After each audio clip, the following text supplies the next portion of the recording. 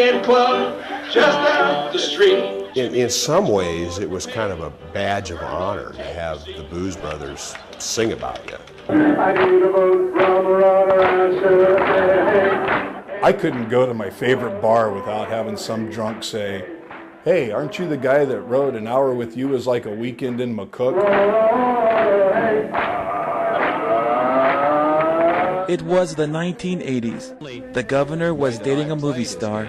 The president was a movie star. But even a monkey brought up in the right surroundings can learn the meaning of decency and honesty. And in the legislature, two stars were about to be formed. For our calculating, our 50 will be waiting.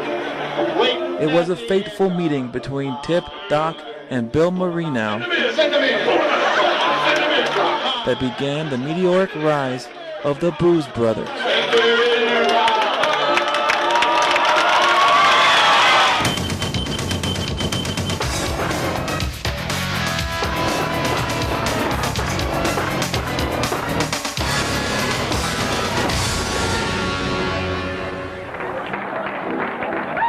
With their signature hats, shades, and suits, the Blues Brothers had their look, and with their witty parodies of classic tunes like Rawhide and Stand By Your Man, success was a foregone conclusion. Stand by the can,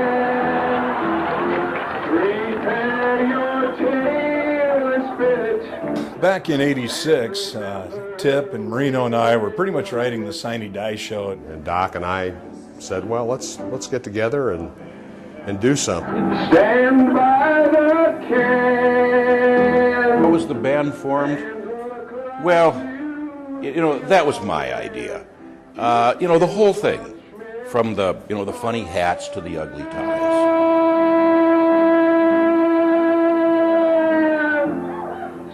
With the band formed, they needed a name. I'd been a big fan of the Blues Brothers. It was actually supposed to be Blues Bros, but Bill misspelled it. Ladies and gentlemen, the Booze Brothers. Bill had a real problem. He had a real drinking problem, and Tip and I would go out multiple times during the day to sneak in coffee pots that we borrowed from the pages full of the hooch, just so Bill would get through the day. Well, of course, there was a parody there of the real Blues Brothers, but I also thought maybe this thing wouldn't go over so well and they might hear from the audience a lot of booze. Down at the Inn Club, right up the street, Jimmy and the rich boys are paying, grab a bourbon, take a seat. For the Blues Brothers, success hit them hard, and it wasn't long before the Blues Brothers could not hold it together. Whose fault was it that the band broke up? Well, that was a long time ago, but I think it was a little bit Tip, and it was a little bit Doc. Bill Marino. Oh, no doubt. It was Bill Marino. He booked us at a nudist camp. Have you ever seen Tip O'Neill naked? Well, yeah, who hasn't? But anyway, the guy can moon Europe. The guy who booked us at that gig looked at us and fired us on the spot. It was really embarrassing. All three went their separate ways. Bill stayed in the legislature, while Tip and Doc pursued separate country music careers. And it's 1, 2, 3, what are they voting for? Tip hit the road as Woodstock Tip, the big country fish. And it's 5, 6, 7, open up the lobby room. He had the hair implant disaster. That was not a pretty thing. He scared the shit out of the audience. We weren't getting a lot of airtime, a lot of radio time. We were playing a lot of small gigs. When session is over, Doc tried his luck performing as Cowboy Bill Harris. Downtown. It was sad, but Just spend the day with Bill. Downtown. There's nothing better than being a fake cowboy in Lincoln. Just ask Tyson Larson. Just remember not to eat your food beneath the trees there.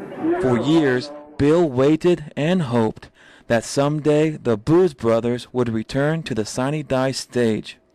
In the end, however, Bill realized that something had to be done. Look, I made the Blues Brothers.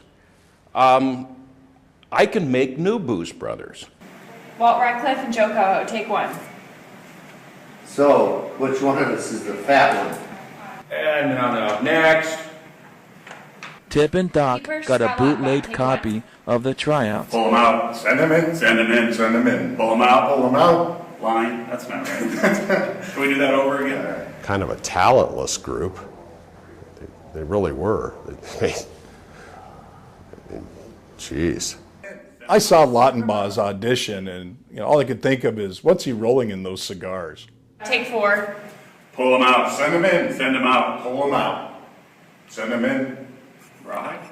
That's not right. Rawhide. It was pathetic what Marino tried to line up to replace us with, and I got to thinking and got to examining my accounts. I stood to lose tens of dollars in royalties if we didn't put this thing back together. The Booz Brothers reunited at the Playmore Ballroom for the 2013 Sunny Day Show. We're back. Maybe, who knows where it'll go from here.